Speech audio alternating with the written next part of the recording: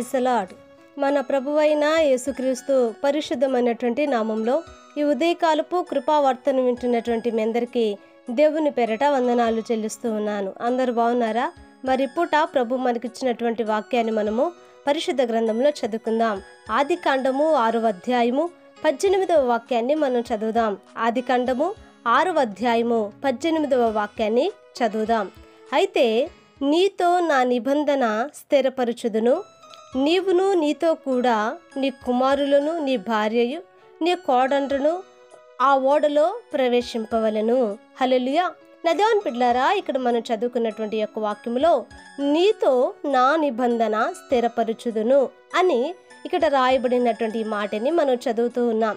ఆలోచించండి, ఈ యొక్క మాట మరి ప్రభు నోవాహుతో మాట్లాడినట్లుగా మనకు తెలుసండి.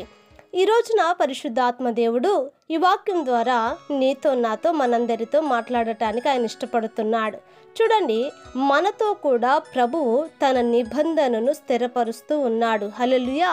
నా దేవుని బిడ్డలారా, గమనించండి, ప్రభువు మనతో ఒక నిబంధన స్థిరపరుచు ఉన్నాడు. ఆలోచించండి నా దేవుని బిడ్డలారా, మరి అల్పులమైనటువంటి మనలను ప్రభు ప్రేమించి తన యొక్క ప్రాణమిచ్చి మనల్ని కొని తన శిలువ ద్వారా ప్రభు మనలను సంధి చేసుకొని ఉన్నాడని మనం ఎరిగి ఉన్నాము. నా దేవుని బిడ్డలారా, చూడండి, మనతో ఒక నిబంధన చేటుకు ఆలోచించండి, మనము అర్హులమేనా? దేవాది దేవుడు మరి లోకమును, ఈ యొక్క భూమి ఆకాశములను నోటి మాట ద్వారా కలుగు చేసినటువంటి దేవుడు ఒక మనిషితో నిబంధనను చేస్తూ ఉన్నాడంట. దేవుని బిడ్డలారా, ప్రభు చేస్తున్న ప్రతి నిబంధన, ప్రతి వాగ్దానము, ప్రతి ప్రమాణము, మరి ప్రభు చేసినటువంటి ప్రతి మాట కూడా నెరవేర్చబడుతూనే ఉంది. కానీ ఈ రోజున మనము చేసిన ఈ నిబంధనలు, మనము ప్రభుతో చేసిన నిబంధనలు స్థిరపరచబడుతున్నాయా?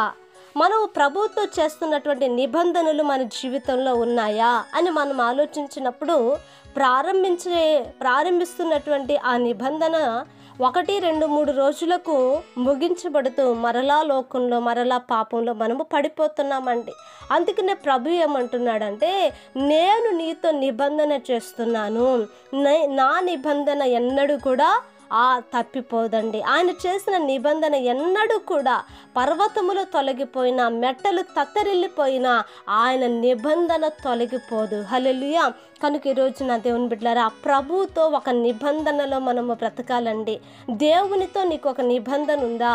దేవునితో నీకు ఒక ప్రమాణము చేయబడినటువంటి జీవితంలో మనము నడిపించబడుతూ ఉంటే మనం ఎన్నడూ కూడా తొలగిపోము, మనం ఎన్నడూ కూడా తొట్టిల్లిపోము, మనం ఎన్నడూ కూడా దేవునికి విరోధముగా మనము నడుచుకున్నాము. ఎందుకనంటే ప్రభుతో మనము ఒక నిబంధనగా ఉన్నాము. మనం ఎవరమంటే ఆయన రక్తములో పుట్టినటువంటి నిబంధన జనులము. హల్లెలూయా. ప్రార్థన చేద్దామండి. మహాపరిశుద్ధుడు అయిన మా తండ్రి, కృపగలిగిన దేవానికి స్తోత్రములు నాయన. ఈ వాక్యాన్ని నా తండ్రి నైనా అయ్యా వినుటకు మీరు ఇచ్చిన కృప కొరకై నీకు స్తోత్రములు. నిజమే నా ప్రభా, మాతో మీరు నిబంధన చేసినందుకై నీకు స్తోత్రములయ్యా. కలువరి సిలువలో నా ప్రభ నీ రక్తమును నాయన మా కొరకు దారబోసి నా ప్రభా నీవు నిబంధన చేసి మమ్మల్ని నిబంధన జనులుగా మీరు మార్చుకున్నందుకు స్తోత్రములు. అంతేకాదయ్యా, మా నిబంధనలు కూడా మేము స్థిరపరచుకోవటానికి మీరు కృపనీయమని అడుగుచున్నాము.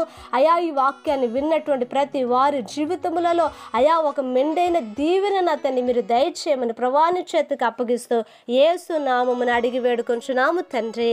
ఆమేన్. Praise the Lord. దేవుని కృప మీకు తోడై ఉండును కాక.